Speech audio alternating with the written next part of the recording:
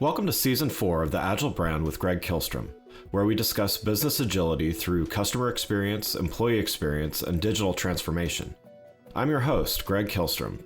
The Agile World podcast is brought to you by TEKsystems, an industry leader in full-stack technology services, talent services, and real-world application. For more information, go to teksystems.com. To read more about the topics discussed on this show, you can go to my website at gregkihlstrom.com and read my latest articles or get a copy of my latest book, Meaningful Measurement of the Customer Experience, now available on Amazon and other retailers. My name is Greg Kihlstrom, and I'm the host of the Agile Brand podcast. While there's a lot of talk about the importance of customer experience and employee experience, both of these become even more valuable when we consider a third component, business experience. Today, we're going to talk about the relationship between customer experience, employee experience, and business experience. To help me discuss this topic, I'd like to welcome Leon Gilbert, Senior Vice President and General Manager at Unisys Digital Workplace Services. Leon, welcome to the show. Thank you, Greg. Great to talk to you. Yeah, looking forward to talking about this with you. Why don't we start by you giving a little background on yourself as well as your current role at Unisys? Yeah, sure. So I joined Unisys just a year ago. February 1 of 2021. Been an amazing ride over the last 12 months. We've acquired 2 organizations, rebuilt a leadership team, built a brand new value proposition for our clients, and really, transformed Unisys as a digital workplace leader, which has been fantastic. Prior to that, I've been in the IT outsourcing industry for probably 10 years. Prior to that, I worked at Atos, where I ran their global digital workplace business, and then before that, worked at a professional services organization. But I think if I think about my career, it was really split in two: the IT outsourcing business for the last 12 years, and then the first part of my career was really in the business to consumer world. So very much kind of very, very similar roles, but really consumer in that kind of support model. So I love everything about what I do, where this industry is headed, and really enjoy helping our clients solve problems, and especially around experience, which has become such a big play over the last kind of 4 or 5 years, and I really see us as Unisys really trying to lead in this space. So it's a wonderful industry to work in. We have some wonderful clients, and I'm really excited about the future of digital workplace. With the pandemic accelerating lots of things that would have taken the industry many, many years to get to, we're now seeing CIOs, CTOs, and heads of experience now come all to the table and request not just the regular, I want an IT service, I want something that comes with true experience, and we at Unisys are now able to meet those demands and those requests from our clients. So it's really, really exciting. Personally, I'm based in the US, so I moved out here just over 10 years ago. Prior to that, I worked in and lived in various organizations and companies around in the UK, which is where I was born, and that's kind of a bit of my history, Greg. Great. Well, yeah, no, looking forward to talking about this, and I totally agree with you. There's a lot of movement in the space that you're working in, and which I think is not only very exciting but offers a lot of opportunity. So let's start by talking about what we mean by business experience, and then we can get into how it relates to CX and EX. So why don't you start there and just define what does business experience mean to you? When I think about business experience, in a very, very simple terms, it's the reason why an organization, a company exists. So for the example that I would want to kind of walk through, the desired business experience for a pharmaceutical might be something like, let's safely create and sell new drugs to make profit whilst beating all the major competition to the market. When a pharma achieves this, the company has that great business experience, and obviously the shareholders do as well. But to really achieve this desired experience, the company has to implement several key business initiatives, and that's where and as an example of those sort of things, to set up, and create new drugs, they may have to go and acquire a small startup. They may have to collaborate with educational facilities such as a university on R&D, or may have to partner with a large hospital to perform clinical trials. So I think whether it's in the pharmaceutical industry or whether it's in any other type of industry, banking, manufacturing, retail, hospitality, etc., every organization has a desire for that true business experience, and to provide unique kind of business initiatives. But I think if you then start to link the business experience to the employee experience, that is when you will get true customer experience. Yeah, and so I guess maybe an inverse way of looking at it too. It's what are companies missing that they might be focused on CX and EX improvements, but what are they missing when they're not thinking about business experience? I don't think it's that companies aren't addressing their business experience. The problem I see is when companies kind of proceed with business initiatives, they sometimes go in without taking into account their employees' experience as those kind of key things are rolled out. Yeah. So if we go back to the example I kind of gave a little bit earlier around the pharmaceutical, we talked about that desired state being to quickly develop, and sell drugs to make a profit. So if you think about that, they've acquired a startup company to do drug development, but if they're failing to take into account the experience of those new employees upon that acquisition, and their whole onboarding into their organization, they'll find, after 6 months, half of those people have either left the organization or, are just not happy in what the role they're doing. Yeah. So the acquisition will have failed.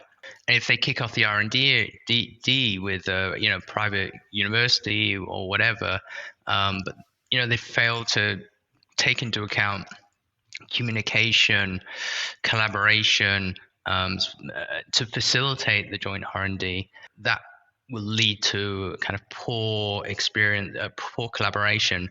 It's really about trying to join those dots together and really focus, to me, on the employees, right? So it's absolutely essential that there is a key focus on the employees. So, and trying to connect those dots, Greg, to customer experience, that's ultimately the key thing. If you get the BX and the EX wrong, the CX just doesn't work. Your BX, as in your business experience, and your EX as the employee experience, if both of those are correct, the CX becomes an outcome of those two working together in perfect harmony. What about measurement? So, is measurement of business experience, is that closely tied with EX and CX? Are there other things to keep in mind as well? I mean, clearly, all businesses have their measurements that they will go with, whether that's revenue or profitability, employee CSAT within their organization. All organizations look at that. I think in the space that I'm working in, and which I think is a wonderful area, is what I'm finding in my space specifically is that you see that organizations are measuring the wrong thing. I think the days of the kind of IT organization being able to pat itself on the back and say, hey, we have green service levels, the phone is being answered on time, etc. Those days have gone. That's not what people are really looking for. And as an employee, what you want is that great experience when you have a problem or when you need to request something. And for me, that the measurements, and this is what we're doing with the clients, but what I'm seeing in the industry as well is those measurements have to be around the experience, or what is now termed in the industry experience level agreements, or XLAs, because that is truly measuring the the happiness of the employees. And uh, whereas a we answered a phone call in X period of time is not a Right. measure I think that people really care about. In my own personal life, if I call up and I need something in my own personal life, if it takes somebody 30 seconds or 50 seconds to answer the call, I don't really mind. What I always remember is, what was that experience? How did it make me feel? And Yeah. were they able to solve my problem? And I was able to go on about my day-to-day activities. So I think that's, forget, yes, all of the metrics around revenue, profitability are clearly very crucial to any business, but for its employees, to provide that, for them to be happy, their experience, their organization has to feel good, because there is choice. This is the talent right now are looking for organizations that look after them and care for them, and IT, as in my case, should never be a detriment or an issue for how people can achieve what they need to achieve in their roles. Well, you touched on the importance of employee experience in this, but creating successful employee experience requires several components. So let's talk about a few of these. First, uh, change, right? So most organizations are undergoing at least some type of change, whether that's the shift everyone or most had to go through from in office to hybrid or remote, larger transformation efforts, or other shifts in their respective industries. How do you recommend approaching leadership in times of change? Since successful change really requires alignment of leadership as well as leaderships that are open to the change themselves. I think it's an absolutely fantastic question, because you can have all the technology in the world, you can have all the greatest strategies in the world, but if you're not thinking about what I would term organizational change management, Yeah. these scenarios can fall apart, and especially around adult learning. Um, we as adults, have, um, you know, we, you know, we all learn at a different speed. We all learn a different way. We all want to consume things differently. And I think what's incredibly important as organizations think about organizational change management is to give choice to the employees, but also realize that not one size fits all. And it's very important that employee A and employee B have a different way of they'll have a different way of learning and different way of understanding and different technical capability or a different whatever capability. But I think it's incredibly important that uh, all major programs really focus on organizational change management. And there are many methodologies to this, but what I've seen in this industry, what is absolutely crucial is um, executive sponsorship. So it always needs to have that key level of executive sponsorship to help drive it. We don't just in business life just suddenly all decide to do something differently the following day. Right. Technology can be there as an enabler, but unless we know about it, we don't necessarily use it. We assume people can just do things, and I think that's where organizational change management helps bridge that assumption to actually turn it into reality of uh, any type of implementation being successful. So Yeah. absolutely crucial. When employees are able to see and articulate the value their work and role brings to the organization, they're often more engaged as well. I think you were kind of touching on Mhm. that too. I think this is made more effective when they have a line of sight between their role and the end customer. So, kind of bringing that customer experience component back in. Do you agree with that? And what are some ways that leaders and managers can help enable this to happen? Yeah, I firstly totally agree with you. Um, I think it's incredibly important that people see their value in any organization, and that isn't just that could be done through many ways, where including remuneration, but it's not just limited to that. I Right. think people need to feel that they they can make a difference. I think that is the key thing. Everyone likes to. There's nothing better than making a difference in somebody's day. And that's just part of human nature. I think many people want to. Nobody goes into work to be destructive or to really think, you know, I, to really think I don't want to be here. I think Right. people want to work to achieve something, and like anything, people want to work for a growing organization or team that's winning. And I think if people can see the value in their roles, that's the most crucial thing in how they're helping and assisting the business or organization they're working for to achieve its goals, whether financial or whatever, in really kind of helping. I think everyone just wants to feel that they make a difference, and that is so crucial. I think back to my first role many years ago. I was taking calls from people who wanted to have their cable TV channels upgraded, or they were calling about billing problems. This is many years ago in Yeah. my Yeah. career, but I can still think about when people were like, just said thank you, that's really good, you've helped me. And that gave you a warm feeling that you're able to make a difference to someone. And that for me is, I think, what a lot of people are really want to see the value in what they do. And how about technology's role? Certainly, this is an area you and Unisys work a lot in.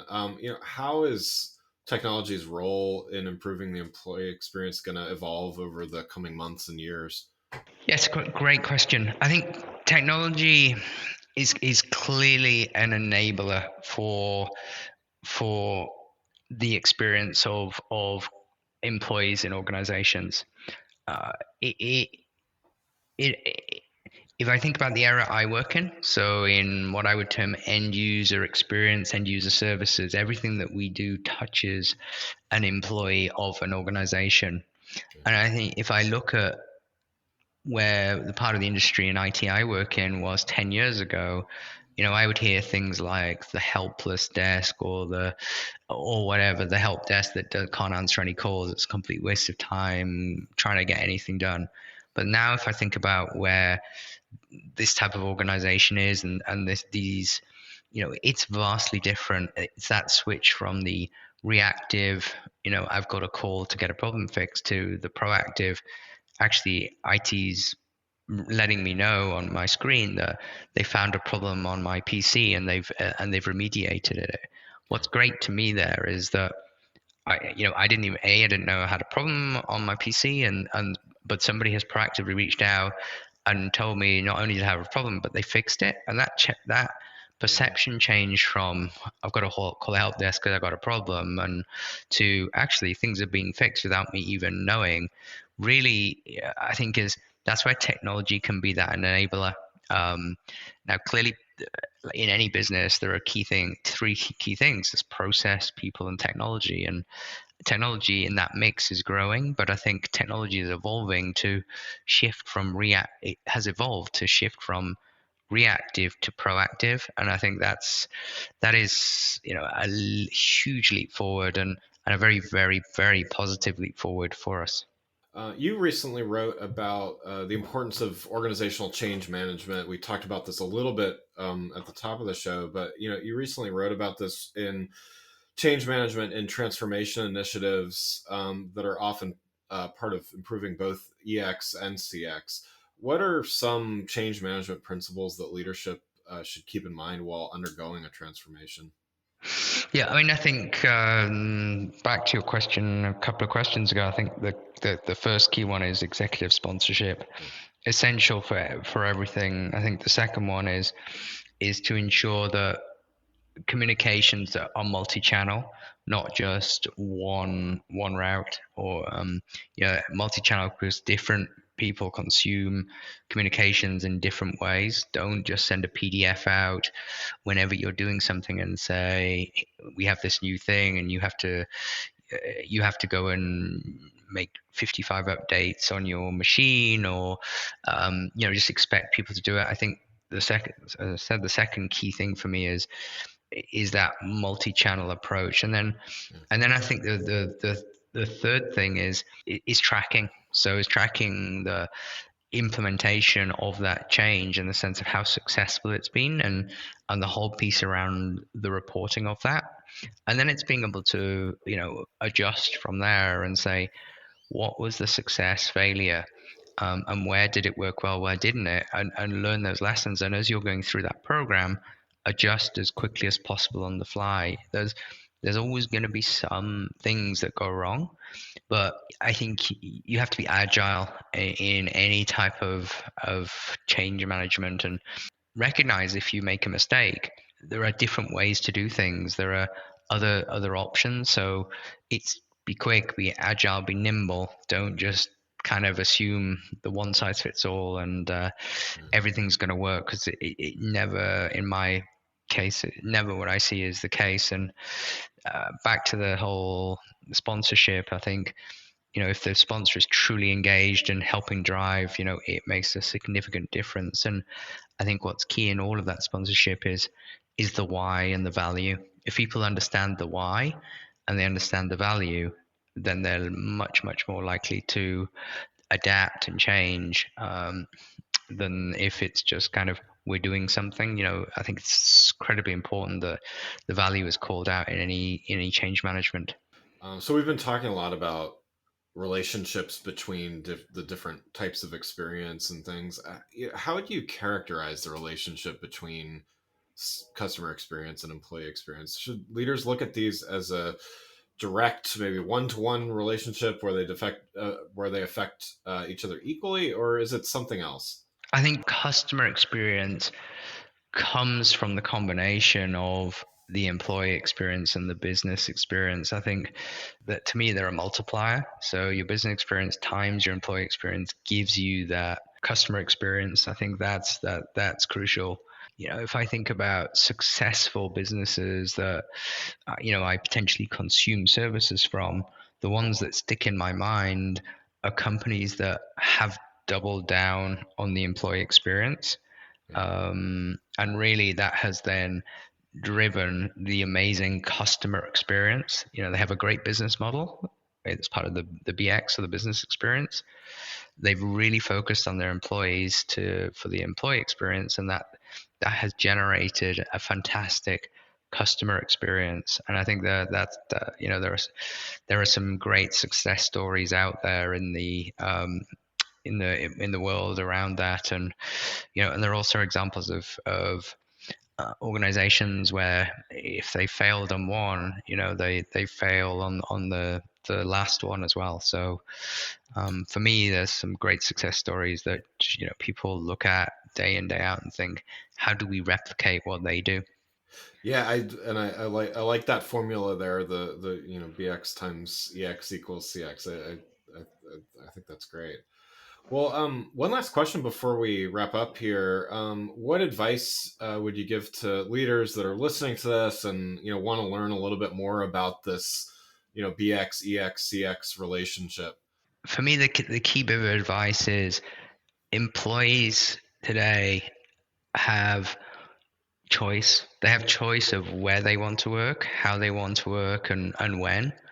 And I think it's incredibly important that the people who really drive the strategy of the BX really understand that the business experience could be one thing and the business strategy can be one thing, but the importance of looking after employees in this kind of in the 21st century, I think it's absolutely crucial. And I think that's where they should focus, and it's where we focus, where I focus every day on ensuring that my employees' experience is good, but also obviously the clients we support, their employees' experience of the consumption of IT is good. And I think together that really gives you that third element. So I think really focus on your employees, your talent, and really start to listen to what's being said, and look for signs of where potentially things aren't going well, and take quick action. I think the days of just assumptions that people will stay in organizations for 20-25 years are gone. And our relationship with employees is absolutely crucial now in this new world, especially now we're in this hybrid world where geographic boundaries have almost been eroded. Thus, meaning if you happen to live in a city that doesn't necessarily have a huge labor market, you were very much restricted in the past. But now, any country, any city, you can in effect go and work for any company. And so that's why the importance of looking after employees has become even more critical, as the kind of local, regional, national boundaries have been eliminated through all the whole new hybrid world that we're now living in. Well, Leon, thanks so much for joining the show. For those listening, what's the best way for them to keep up with you and what you're doing? Yeah, I mean, for me, and to keep up on what Unisys is doing, it would really be to visit our website, which is www.unisys.com, our LinkedIn page, and for me, keeping up on what I do, I also have a LinkedIn page that I always post, any articles or any kind of thoughts that I have around this whole space. So, Greg, I really thank you for the opportunity to talk to you, and it's been a great discussion today. Yeah, agreed. Thanks so much. Well, again, I'd like to thank Leon Gilbert, Senior Vice President and General Manager at Unisys Digital Workplace Services, for joining the show. Thanks for listening to The Agile Brand with Greg Kihlstrom. Talk with you next week. Thanks again for listening to The Agile Brand with Greg Kihlstrom podcast, brought to you by Tech Systems. If you enjoyed the show, please take a minute to subscribe on your podcast channel of choice and leave us a rating so that others can find the show more easily. You can access more episodes of the show at www.theagilebrand.show. To get a copy of my latest book, Meaningful Measurement of the Customer Experience, visit my website at gregkihlstrom.com. Until next week, stay agile.